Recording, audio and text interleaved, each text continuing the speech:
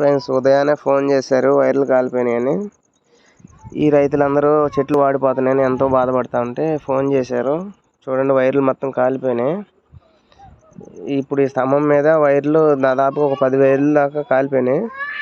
ఇదిగోండి, నా చేయి దెంపట స్తంభానికి కాలిపోయినాయి. చూడండి, ఇవి కాలిపోయింది తీస్తున్నాను బయటికి. ఇదిగోండి కాలిపోయిన వైరు. ఇదిగోండి ఫ్రెండ్స్, ఉదయాన్నే ఈ వైర్లన్నీ బిగి ఇచ్చిన కానించి వీళ్ళందరూ ఎంతో హ్యాపీగా ఫీల్ అయ్యారు ఫ్రెండ్స్.